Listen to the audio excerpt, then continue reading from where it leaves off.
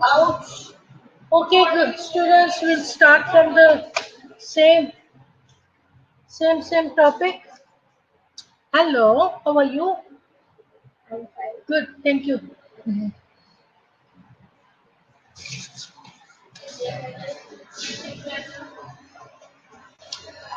So, अभी मैं आपको तो अपनी तस्वीर दिखाने की कोई फेवर में नहीं हूँ, थक गई हूँ बोल बोल के।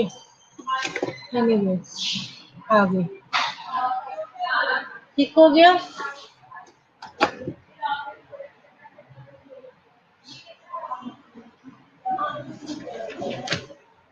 पता है, मेरा गला दुख गया। अभी 11 से 12, मैंने 9 से 10, ठीक है, 9 से 10, 11 से 12 और 12 से 1 क्लास लेनी। मेरी आवाज़ बैठी है, थोड़ी सी आवाज़ को मैं देती हूँ, तब तक आप ये पढ़ो। हम लोगों ने ये सारे लेबर एप्सिस आधे में पढ़ा, आधा अभी रहता है हमारा, ठीक है। इसलिए मैंने इसको दोबारा से, ये वी हैव ऑलरेडी से। अच्छा, जो मैं आपको बता रही थी कि ये छोटे छोटे जो हैं एप्सिस, ये हैं, जब आप सिटी स्कैन करते हो तो ये आपको छोटे छोटे नजर आते हैं उसमें। ये वाला जो स्लाइड है, ये बहुत इंपॉर्टेंट स्लाइड है, इससे आपका बहुत सारा कॉन्सेप्ट क्लियर होता है। ठीक हो गया? इसका ओरिजिन कहाँ से आया, portal vein, hepatic and trauma, कुछ डायरेक्ट है, मिसलिनियस है, ठीक है। फिर हम देखे थे बैक्टीरियोलॉजी, आपका इकोलाई, क्लेस्ट्रेला, अदर्स में सीडोमोनास आ जाता है। ये वाले जो है जीआईटी ट्रैक में 75% है जो कि अटैक करते हैं आपकी बॉडी में। एनारोबिक में आपके पास ये बैक्टीरियाइड्स और फ्रेंजाइल होता है, मोस्ट कॉमन है। बाकी आपका पास बैक्टीरियम वगैरह। अब इसके साइज और डिस्ट्रीब्यूशन ऑफ फोकल साइट में माइक्रोस्कोपिक और मैक्रोस्कोपिक था। ये भी हमने, वालेकुम अस्सलाम बेटा, ये सारा हमने देख लिया। क्लिनिकल फीचर्स हमने अच्छे तरीके से एक एक करके देखा।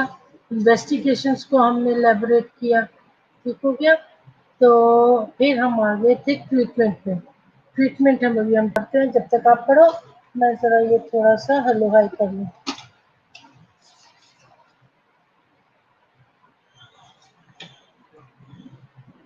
समय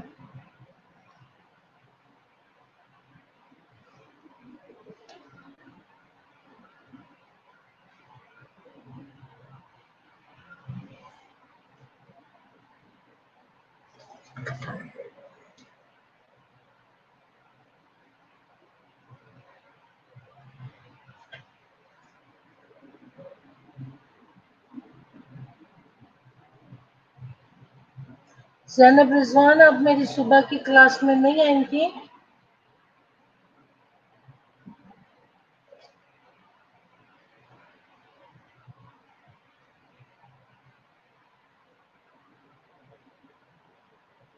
अनिला जावेद आप भी नहीं आई थी।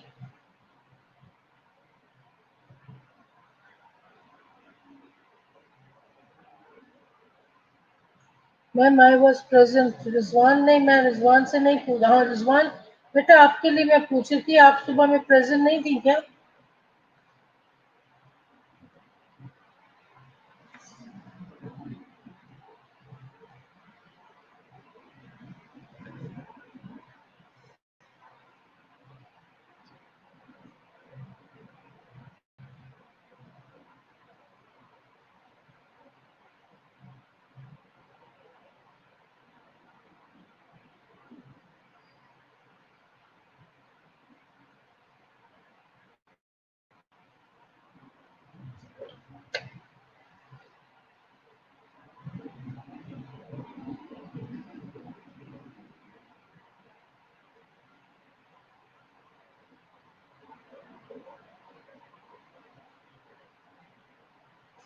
नरजिस फातिमा नहीं आई?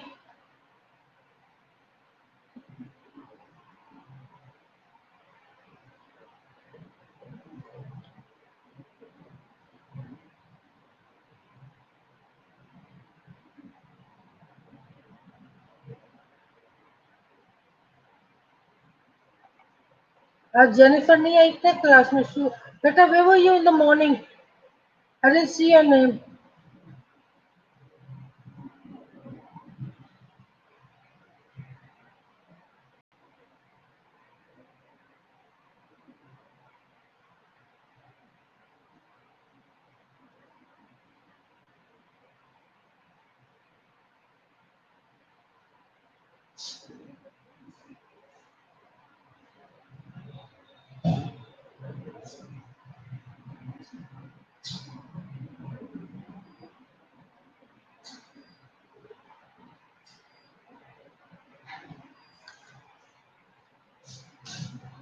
ओके, अभी हम देखते हैं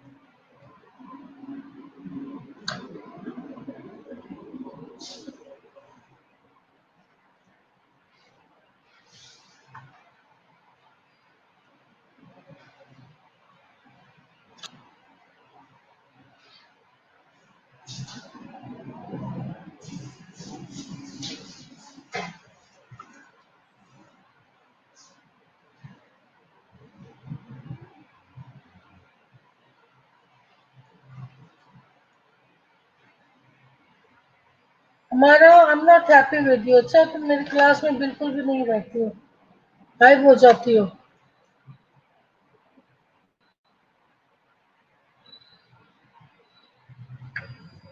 ओके, हम आगे चलते हैं।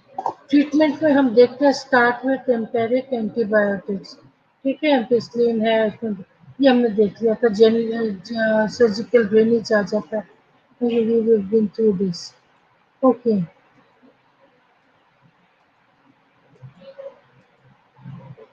पैथोलॉजी में जाना था हमने। ठीक है, पैथोलॉजी में हम देखेंगे कि एमीबा मल्टीप्लाई करता है, multiply block in intrahepatic portal radical focal infarction of liver cells. ठीक है, सो उनकी जो सबसे जो मुसीबत की जड़ है वो एमीबा है, और ये जाके अंदर हेपेटिक के अंदर जाके लिवर सेल्स को क्या कर देती है, इंट्राहेपेटिक पोर्टल रेडिकल्स को इंफाक्शन कर देती है। Proteolactic enzymes and release density liver parenchyma. Pyogenic liver abscesses are much less common but are more common in developed countries than the amoebic type। ठीक है, हमने दो टाइप्स देखी थी, एमीबिक देखी थी और दूसरी हमने देखी थी एनरोबिक। ठीक है, पायोजेनिक। सो अब जो लिपिक है वो हमने देखा कि ज़्यादा कॉमन है, और इसकी इसकी जो वजह बनती है, ये सारा जो है इसका जो इसकी वजह बनती है सारी, वो उसकी एनीबा है। ठीक है, पायोजेनिक जो है वो इतना खतरनाक नहीं, इतना कॉमन नहीं है। ठीक है, लेकिन दूसरी कंट्री जो डेवलप्ड कंट्रीज हैं वो ज़्यादा इसमें कॉमन है देन इन एनोबिक टाइप। ठीक है, इधर एनोबिक टाइप इतना ज़्यादा नहीं है डेवलप्ड कंट्रीज में, लेकिन जो दूसरे कॉमनली अगर देखा जाए तो एनीबा कॉमन है। अब साइट उसने बताया है, साइट का जो राइट लोब ऑफ लिवर है, supra interiorly just below the diaphragm. ठीक है, ये आपका डायफ्राम के बिल्कुल just below the diaphragm, interiorly जो है ऊपर की तरफ, सुप्रा इंटीरियरली है। सुप्रा ऊपर की तरफ और इंटीरियर, चलो अब आप ऐसे देखते हैं, सुपरा आपका ये ऊपर की तरफ है, ये इसके ऊपर से डायफ्राम गुजर रहा है। ठीक है, इसके आपका जो लिवर है इसका ऊपर का हिस्सा जस्ट बिलो द डायफ्राम, ये आपका यहाँ पर लिवर, ये डायफ्राम है, डायफ्राम से नीचे बिल्कुल यहाँ पर सामने की तरफ ये मौजूद है। ठीक है, लार्ज न्यूरोटिक एरिया है, बड़ा सारा neurotic एरिया है, which liquefies into thick reddish brown pulse। ठीक है, थिक रेडिश कलर का, और यानी कि पुराना खून जमा होगा, तो उसकी बात कर रहा है कि वो वहां पर पाया जाता है। Okay,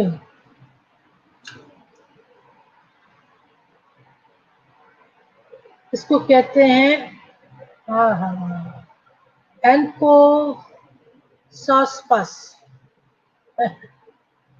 due to liquefies necrosis. एक तो वो लिक्विफाइज है, थ्रोम्बोज बिल्कुल ऐसे है जैसे वो सॉस नहीं होता सोया सॉस, वो तो पतला होता है, ये जरा उसमें ये थिक होगा क्योंकि पस है। ठीक है, thrombus of blood vessels, lysis of liver sales, ये सारा कुछ उसके अंदर पाया जा रहा है।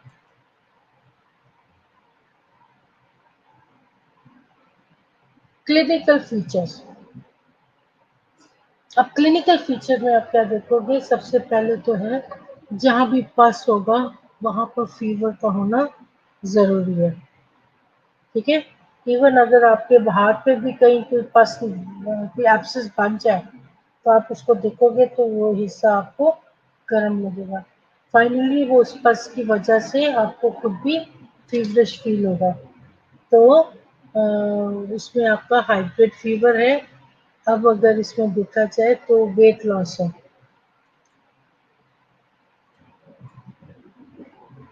पेशेंट को क्योंकि वो कुछ खाएगा पिएगा नहीं, ठीक है, नॉजिएटेड होगा इसलिए वो कुछ खाएगा पिएगा नहीं, तो क्या हो गया उसका वेट लॉस है। आपको क्वाड्रेंट पेन है, ऊपर की तरफ आपको राइट आपको क्वाड्रेंट साइड पे पेन बताएगा। इनिशियली डल एकिंग है, लेटर ऑन स्टैबिंग है। ठीक है, पहले पैर तो ऐसे जैसे हिलने जुलने सांस लेने से थोड़ी सी दर्द हो रही है, लेकिन वक्त के साथ साथ क्या होगा उसके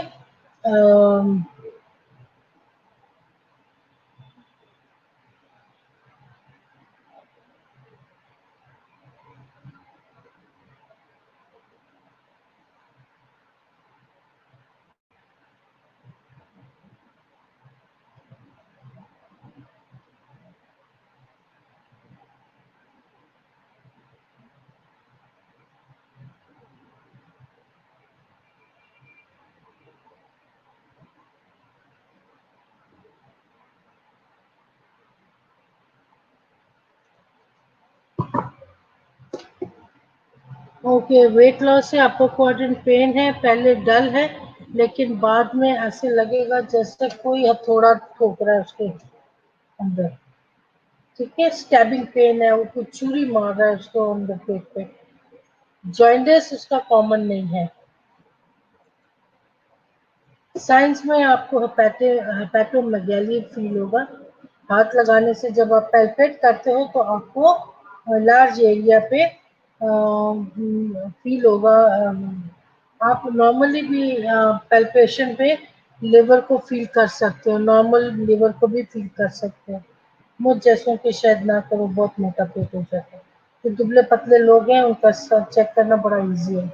लेकिन अगर हेपेटोमेगैली है तो आप हल्का सा हाथ लगाओगे तो ऊपर ही आपको लिवर फील हो जाएगा, जो कि टेंडर है, हाथ लगाने से दर्द करता है। Consolidation in the right lower zone of the lungs में फिर उससे प्लूरिसी।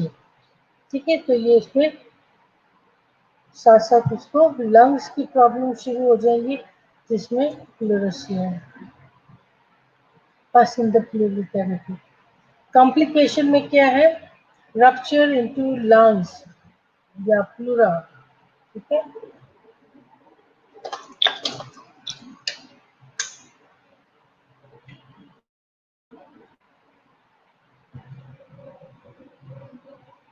हेपेटोब्रोंकियल फिस्टुला हो गया, पल्मोनरी एब्सेस हो गया, ठीक है, न्यूमोनाइटिस है, प्लूरल एफ्यूजन है, ये सारा अब ऊपर उसके साथ साथ इसके लंग्स में ये सारा इन्फेक्शन चला गया, जिससे आपको ये सारी कॉम्प्लिकेशंस मिल सकती है, यानी कि कॉम्प्लिकेशंस में आ जाएगा। क्योंकि इन्फेक्शन इतना अगर आपने टाइम पे नहीं पकड़ा तो ये इन्फेक्शन जो है वो कैसे स्प्रेड हो रहा है ये आप देख सकते हैं। रप्चर इनटू द पेरिकार्डियम में, आप कार्डियम में चला गया है, इंट्रापेरिटोनियल रप्चर में है, उसमें चला है, वो भी रप्चर हो सकता है। रप्चर इनटू पोर्टल वेन में रेयर है, लेकिन रप्चर उस करके उसमें भी चला गया। सेकेंडरी इंफेक्शन, फिर जनरल इंफेक्शन जो है वो सेकेंडरी हो जाता है जब ये अंदर उसके शामिल हो जाए। ठीक हो गया, ये सारी कॉम्प्लिकेशन है। Investigation.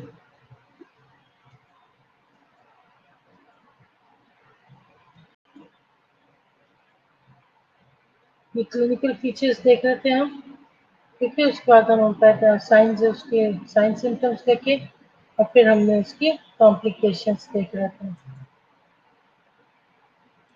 First is rupture into pleura में।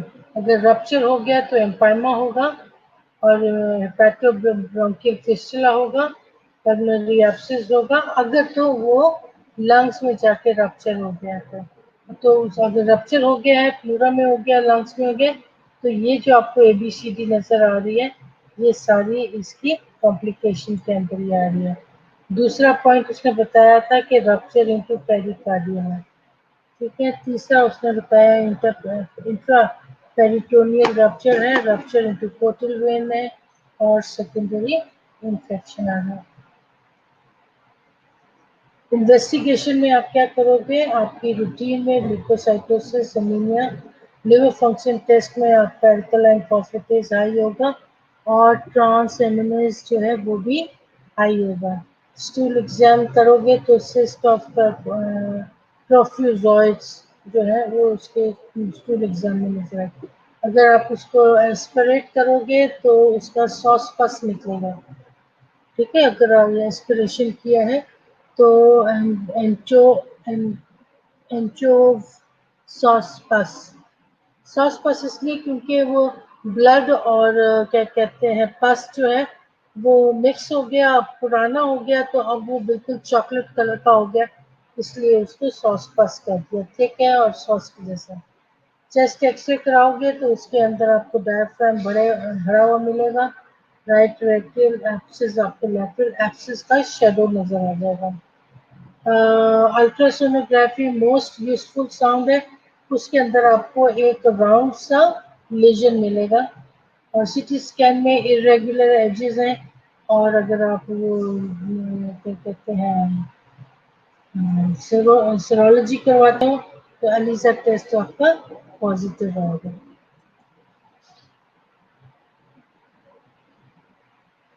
नेगेटिव या पॉजिटिव जो भी है, एलिसा टेस्ट आप करवाते हैं।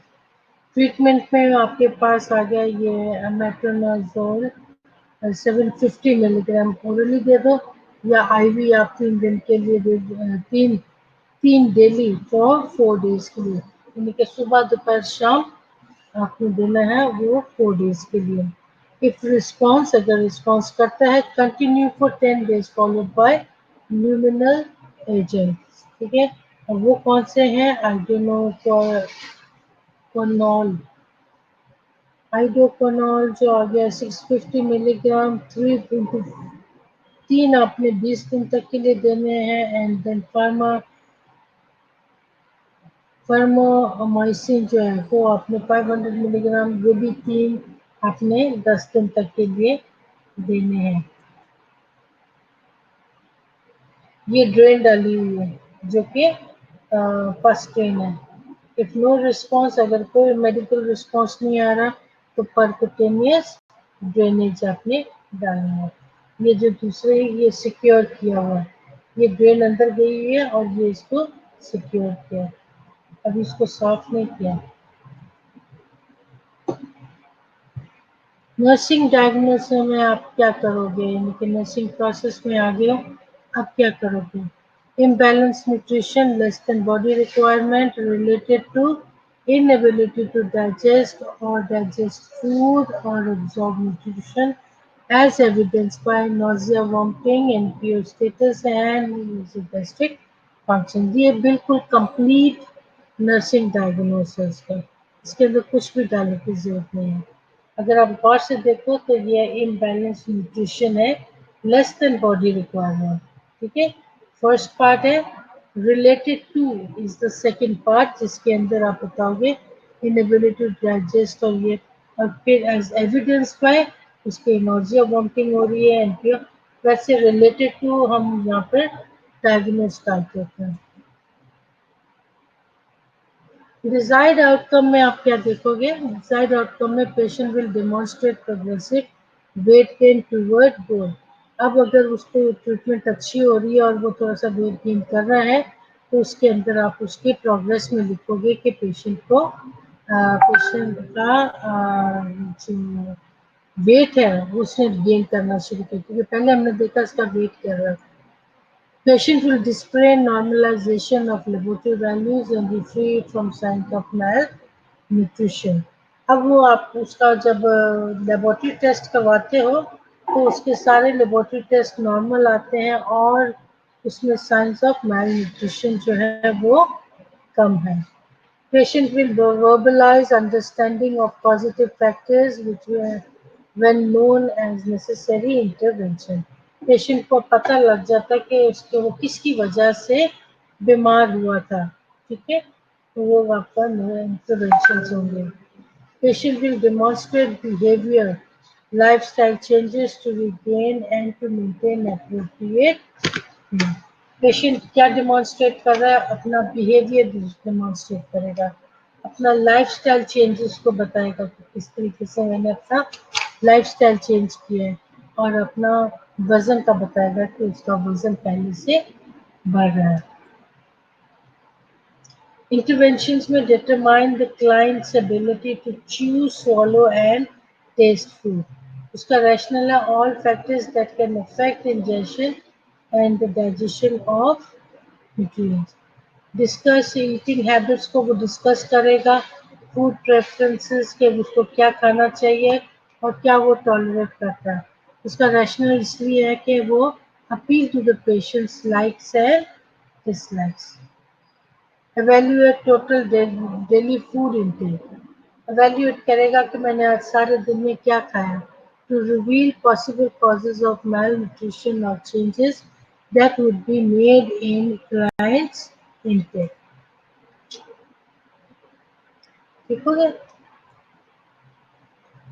अब आपने प्रमोट करना है उसके टाइमली फ्लूइड इनटेक को, टाइम पे खाना खाए, टाइम पे खाना खाए, टाइम पे खेले, टाइम पे काम करे, जो भी है, ठीक है। और उसके बाद इंकरेज करेंगे कि उसने कौन सा फूड खाना है टू स्टिमुलेट एपेटाइट। उसकी पसंद की चीज़ नहीं होगी तो खाना वो उसका कोई स्टिमुलेशन नहीं है, कोई खाने को दिल नहीं करेगा, ठीक है। लेकिन जो उसकी पसंद की चीज़ है, अच्छे बर्तन में है, तो वो आपका हमेशा पसंद करेगा खाने के लिए।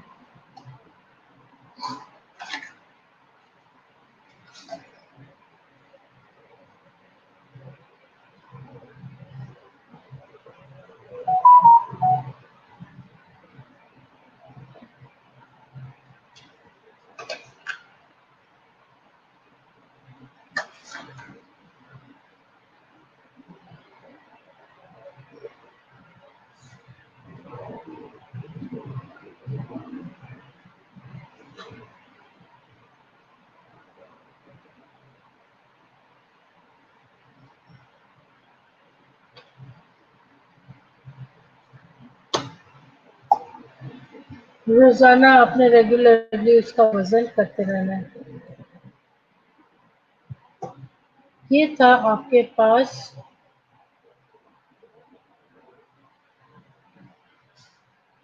हम उसका दूसरा क्लास शुरू करेंगे, वो है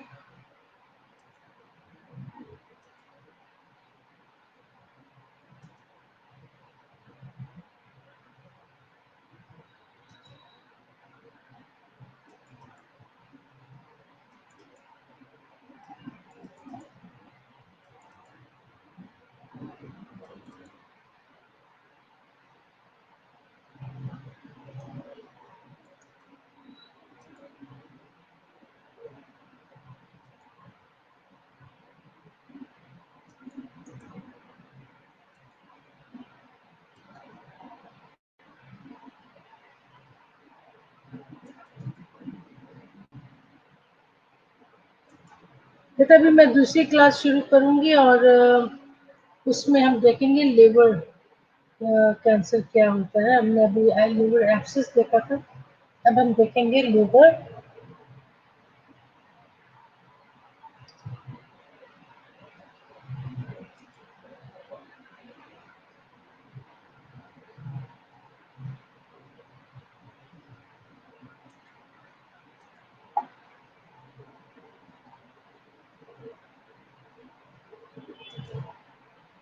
ओके, अब हम देख रहे हैं लिवर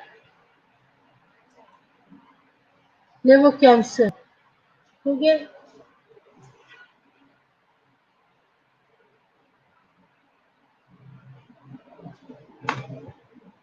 लिवर कैंसर क्या कहते हैं? Cancer of the liver. Few cancer originate in the liver. Primary liver tumors usually are associated with chronic liver disease, hepatitis B and C and cirrhosis. ठीक है, कुछ कैंसर ऐसे होते हैं जो कि ओरिजिनल होते हैं लिवर में, और उसके अंदर ट्यूमर्स जो बनते हैं, वो ट्यूमर्स जो होते हैं विद लिवर डिजीज में आ जाता है hepatitis B, C and cirrhosis. Cirrhosis में तो लिवर बेस होता है, लिवर कैंसर कर रहा है। हेपेटोसेल्युलर कार्सिनोमा एज डबल सी में the most common type of primary liver tumor usually cannot be resected because of rapid growth and metastasis elsewhere. ठीक है, ये वाली जो हेपेटोसेल्युलर कार्सिनोमा है, ये बहुत तेजी से बढ़ता है, इसके लिए हम कुछ नहीं कर सकते। Other types include cholangiocellular carcinoma, ठीक है, and combined hepatocellular and cholangiocellular carcinoma. एक तो वो कोलेंजियो सेल्युलर कार्सिनोमा होता है, एक इसके साथ हेपेटो भी लगा लो तो वो भी इसके साथ होता है, तो दो हो जाते हैं। ठीक है, सो हेपेटो सेल्युलर कार्सिनोमा भी इसके साथ में ये हेपेटिक एप्सन हेपेटो सेल्युलर कि ऊपर से उसका कट ये स्लाइस करके दिखाया कि यहाँ पर ये देखो कितना लंबा, ये दिस इज योर लिवर सारा, और इतना बड़ा एरिया उसका देख सकते हैं। लिवर इन्वेड बाय बैक्टीरिया और protozoa question abscess, pyogenic liver abscess, amoebic hepatosepsis, and treatment usually involves drainage with ultrasound guidance, antibiotic therapy. मैं उसमें थोड़ा सा पढ़ा था कि कैसे उसके गाइड सीटी जो अल्ट्रासाउंड के जो है। एक मिनट में मक्खी बहुत तंग कर रही है मुझे।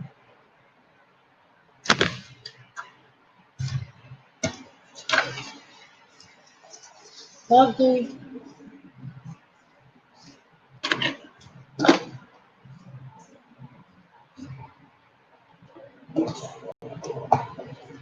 ठीक हो गया। ये कोलेंजियो सेल्युलर कार्सिनोमा कितना खूबसूरत है, गौर से देखो, so beautiful. If found earlier, अगर आपने इसको पहले फाइंड आउट कर लिया तो क्या होगा, आप इसको जल्दी फारिग कर सकते हैं। ठीक है, और अगर इसको if may be possible however early detection is unlike, early detection तो मिल ही नहीं सकता है, इसलिए ये बहुत पागलों की तरफ फैल जाता है। Cirrhosis, hepatitis B and C, and exposure to certain chemical toxins have been implicated in etiology of HCC. ठीक है, तो सिरोसिस जो है वो सिरोसिस, हेपेटाइटिस बी और सी, ये सारे जो हैं ये किसी केमिकल टॉक्सिन्स की वजह से क्या करते हैं, ग्रोथ इनकी बढ़ती जाती है। Cigarette smoking, especially when combined with alcohol use, has also been identified as risk factor.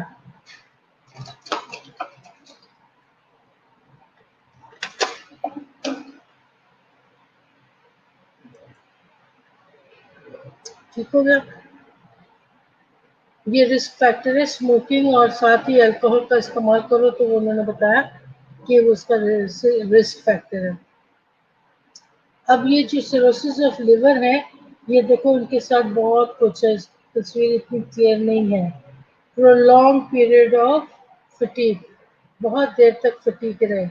Etching sensation, खारिश होती जैसे जॉइंटिस में ऐसे हमें हर वक्त खारिश रहती है, इसी तरीके से इचिंग हो रही है। Swelling in the lower legs, ये निचली टांगों पे स्वेलिंग होगी। डिस्कलरेशन, जॉइंटिस आपको नजर आ रहा है। गेटिंग ब्रूजेस इजिली, ठीक है, ब्रूजेस ही आराम से पड़ जाते हैं। फ्लूइड बिल्टअप, यानी कि पेट में पानी जल्दी भर जाता है। आपको ये इसमें उसने बताया develop of blood vessels, varicose आपको नजर आएंगे, ठीक है। और फिर ये क्या है, इंफेक्शन। चलो आगे देखते हैं। Other substances that we have been implicated during aflatoxin and other similar toxic molds, metastases from other primary sites, particularly the digestive system, breast and lungs, are found in the liver, 2.5 times more frequently than tumors due to primary liver cancer. Other substances में उन्होंने ये सारी बातें बता दी हैं और उन्होंने कहा है कि ये 2.5 टाइम्स जल्दी ट्यूमर में जो है ये फैलता है बजाय बनिस्बत प्राइमरी लिवर कैंसर के, ठीक है। तो लेटर ऑन में ये ज़्यादा जल्दी जल्दी से फैलता है। लिवर सिरोसिस में you find nausea, right upper, ये है right upper abdominal pain, fever, high grade fever है and jaundice of course is there. Symptoms of fatty liver, ठीक है, ये सिम्टम्स ऑफ फैटी लिवर में आप देख सकते हो। ये हाफ पोर्शन जो आप देखते हो, शाइनी पार्ट जो देख रहे हो, दैट्स ए नॉर्मल, ठीक है। ये नॉर्मल, आपका जो नॉर्मल हार्ट लिवर है वो ऐसा ये शाइनी है, ठीक है। उसके बाद आप देखते हो कि ये सिरोसिस है, ये जो इसके अंदर कार्बोंकल से नजर आ रहे हैं सारे, ये सिरोसिस लीवर है। और ये जो है ये हेपेटिक कार्सिनोमा वाला सेल है, ये आपका एरिया, ये ऐसे होता है, ठीक है।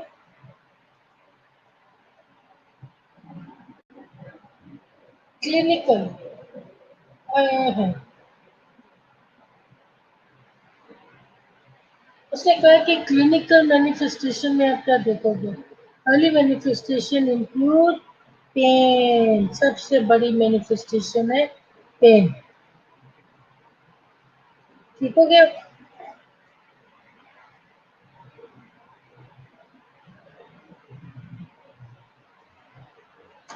तो सबसे पहली बात बताए, और वो पेन कैसा है, डल एक है राइट अपर क्वाड्रेंट में, एपिगैस्ट्रिक में, और पीछे डल पेन में हम जैसे देख सकते हैं कि आपने अपना हाथ रखा, हाथ के ऊपर आपने, ये मैं आपको बताती हूँ, डल पेन चेक करने का तरीका ये है कि ये आपने ये फिस्ट बनाई, ठीक है, ये आपने उसके ऊपर हाथ रखा और अपने इस हाथ के साथ आपने एक फोक लगाई, ठीक है।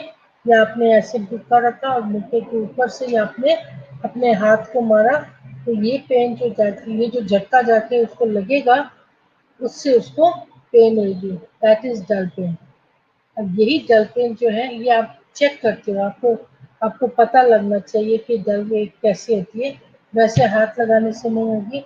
ये डल एक आपको अगर चेक करनी है तो आपने ऐसे अपना ऐसे हाथ रखो, ठीक है, और अपने हाथ के ऊपर ठोक दो, तो जो ये झटका लगेगा पेशेंट को, वो आपका डायलेट बताएगा। और ये कहाँ कहाँ पर होगा, राइट अपर क्वाड्रेंट पे होगा, एपिगैस्ट्रिक में होगा, और आपकी कमर में ये दर्द जाएगा। वेट लॉस होगा, स्ट्रेंथ लॉस होगी, एनोरेक्सिया होगा और एनीमिया होगा, ठीक है। भूख नहीं लग रही तो वेट लॉस हो जाएगा, एनीमिया हो रहा है तो स्ट्रेंथ लॉस हो जाएगा, right. Liver enlargement and irregular surface may be noted on palpation. जब आप पैल्पेट कर रहे हो पेशेंट को, ठीक है, लिटा के जब आप उसको अच्छे से पैल्पेट कर रहे हो तो आपको इरेगुलर फील होगा, ठीक है। नॉर्मली जब आप चेक करते हो तो आपको नॉर्मल एज फील होता है, ठीक है। आप कहते हो कि ये इसकी, फिर यू टेक द मेजरमेंट, सारा एक वो भी काम है असेसमेंट में, वो आपकी हेल्थ असेसमेंट की टीचर आपको सिखाएगी, और अगर भूल जाए तो आप याद करा देना कि हमने लिवर असेसमेंट कैसे करते हैं वो सिखा रहे हैं। ठीक है, तो उस लिवर के कितने इंचेस और कितने डायमीटर पे आप उसको चेक करते हो। तो जब आप उसको असेसमेंट में जब आप लिवर को चेक करते हो तो लिवर आपको फील होगा कि ये स्मूथ नहीं है, इरेगुलर सरफेस है, ऐसे कहीं से उभरा हुआ है, कहीं से बैठा हुआ है, इस तरीके से आपको इरेगुलर सरफेस होगा पैल्पेबल करने में। Jaundice only if large bile duct are occluded. Large जो कॉमन बाइल डक्ट है वो थोड़ा सा लार्ज है, सिर्फ वहां पर अगर ऑब्स्ट्रक्शन आपको मिल रही है तो आपको पता होगा कि अब जॉइंटिस जो है वो बैक फ्लो में जा रही है। Ascites develop if such nodule obstruct the portal vein or if tumor tissue is seated in the peritoneal cavity. अब ascites उस सूरत में होगी जब आपका जो ये नोड्यूल्स है इसके अंदर, जो ये कार्बोनिकल सेकेंड जो नोड्यूल्स हैं, ये पोर्टल वेन और ये पोर्टल वेन के साथ ऑब्स्ट्रक्ट होते हैं, या ट्यूमर टिश्यूज जो है वो जाके आपके पेरिटोनियल कैविटी में सील हो जाते हैं, इनके एम्बेड हो जाते हैं, उसमें दाखिल हो जाते हैं, उसमें रास्ता रोक लेते हैं, तो वो उसकी वजह बनेगी असाइटिस। हाँ हाँ, अब डायग्नोस्टिक फाइंडिंग और असेसमेंट में आप क्या करेंगे?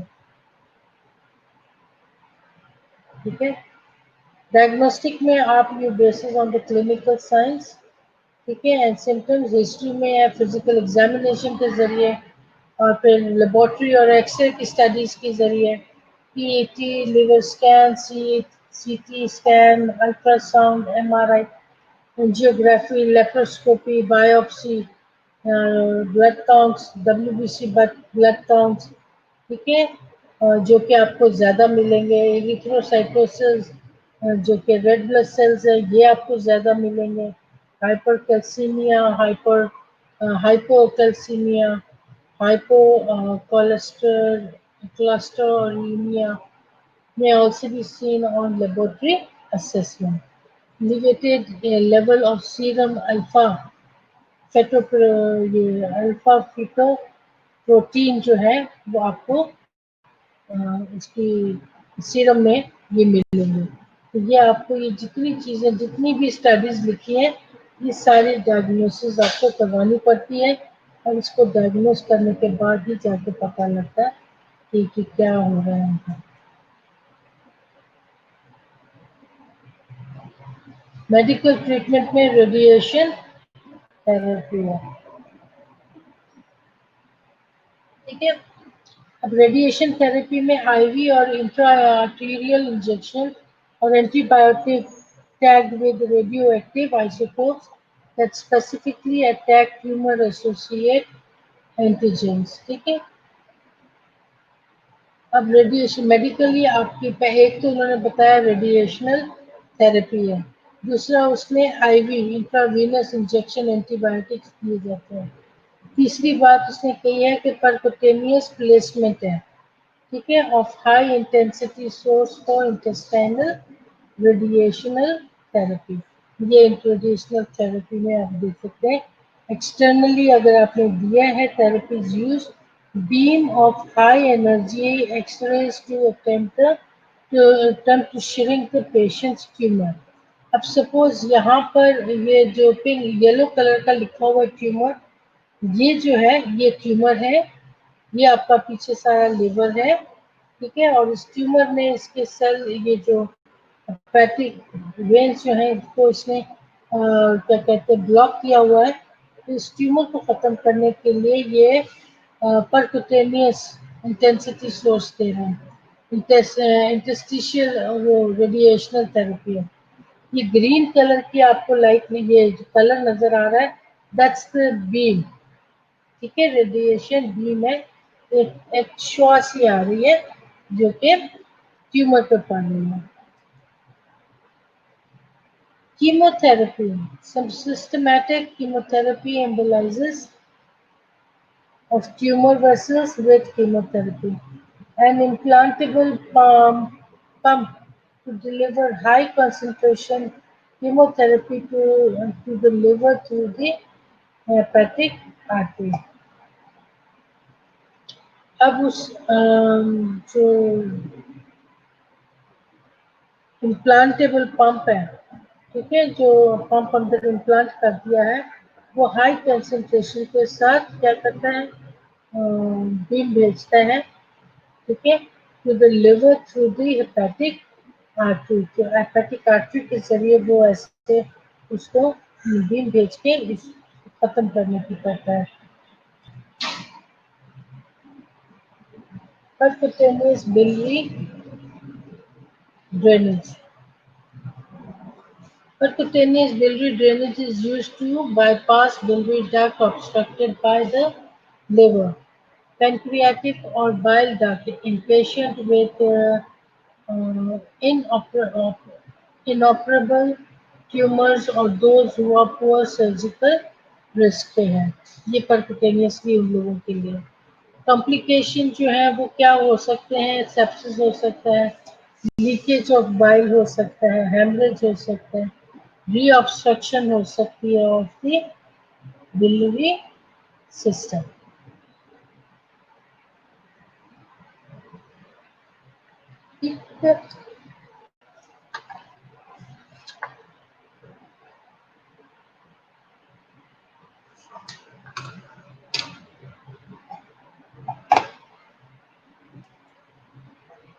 पेशेंट को ऑब्जर्व करो फीवर और चिल के लिए, ठीक है, खासकर उस वक्त जब bile drainage around the catheter है।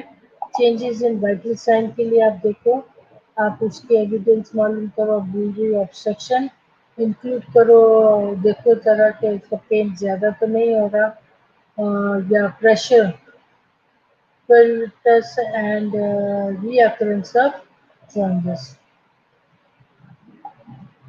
ये पेन जो है किसी प्रेशर के अंदर पस रह गई हो, उसकी वजह भी बन सकती है, सो ये आपने मालूम करना। सर्जिकल मैनेजमेंट कितना रह गया?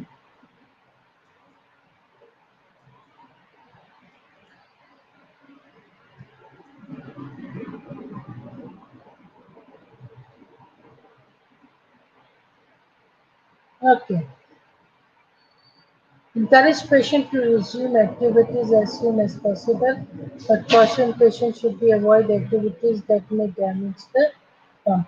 अब उसके अंदर मैंने आपको पहले भी बताया था कि जो ड्रेनेज है उसके साथ एक पंप होता है, ठीक है, वो स्पेशल किट होती है कि जो लगाई जाती है, और उसके अंदर वो जैसे एयर प्रेशर हो जाए या उसके अंदर फ्लूइड आ जाए या तो वो उसको ऐसे खींचेगा अपनी तरफ, ठीक है, वो एक तरह से वैक्यूम का काम करता है। बट कॉशन आपको देना है कि वो आपने ऐसी एक्टिविटीज नहीं लेनी जो कि उस पंप को डैमेज करे। Reassurance provide thorough instructions to the patient and family to reduce fear that the percutaneous biliary drainage catheter will fall out। अपने पेशेंट को बताना है कि रीअश्योर कराना है, इंस्ट्रक्शन देनी है फैमिली को भी कि ये बिलियरी जो ड्रेनेज है ये गिर सकता है अगर बहुत ज़्यादा सख्त किस्म की उन्होंने ऐसी एक्सरसाइजेस की जिससे वो गिर नहीं जाए। Provide verbal and written instruction as well as the demonstration of the biliary catheter care to patient and family। अब पेशेंट और फैमिली को आपने रिटन लिख के भी देना है और जुबानी भी बताना है कि उसमें क्या कुछ करना है, क्या नहीं करना है, और कैथेटर वो उसमें किस किस्म का लेना है और खाना है, ठीक हो गया। Instruct the techniques to keep catheter side clean. Patient को आपको इंस्ट्रक्ट करना है कि कैसे क्लीन रखना है, ड्राई करके कैथेटर एंड दोबारा इनसे इंसर्ट कैसे करना है, irrigate the catheter to prevent debris and promote patency. अब क्या है कि उसको आपने तरीका बताना है कि कैसे उसको जो क्लीन करके कैटेटर को निकाल के इसको अच्छे से क्लीन कैसे करना है। किसी दूसरे बच्चे को या किसी दूसरे को उसको हाथ लगाने की इजाजत नहीं है, राइट। रेफर पेशेंट को रेफर कर दो घर के लिए, ताकि वो अब अपने घर पे जाके ठीक से काम करे, कोलैबोरेट करे अपना हेल्थ केयर टीम के साथ, ठीक है। Family to identify implement pain strategies या process management to the management of the other problem. और उसको आपने फिर दोबारा फिर पेशेंट को तैयार करना है, इसके आइडेंटिफाइड इम्प्लीमेंट अच्छे तरीके से उसको तैयार करना है, ताकि किसी भी किस्म की वीकनेस फैमिली डैमेज ना हो। Join the system associated with the spaces.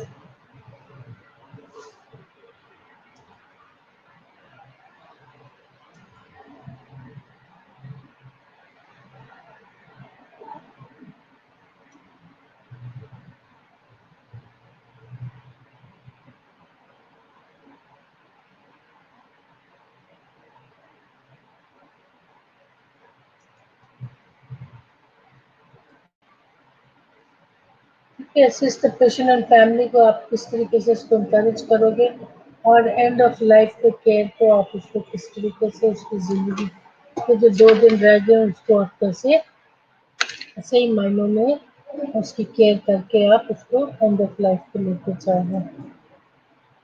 सो ये था आपके पास अ,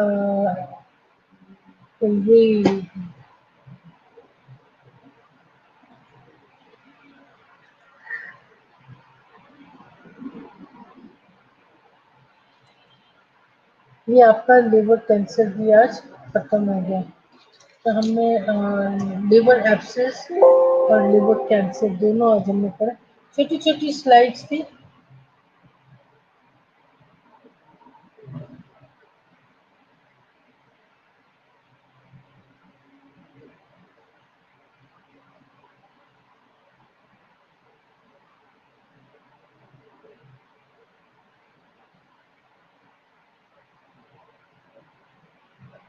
एक बज गया, बचने वाला है, ठीक हो गया। सो हमने आज की तारीख में ये पढ़ा।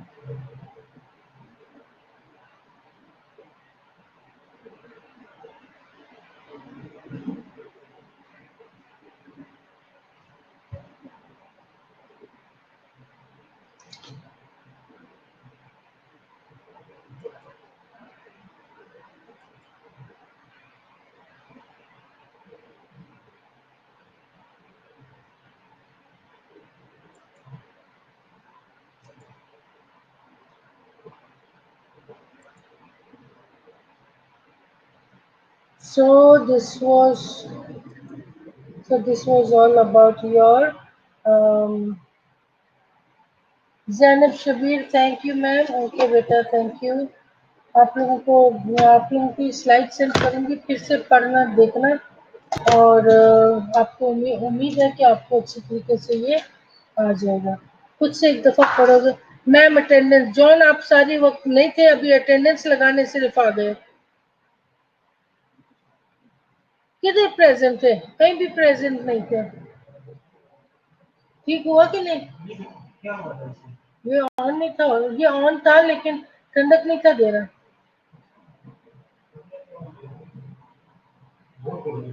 बहुत ज्यादा। देखो ठंडक आई कि नहीं आई।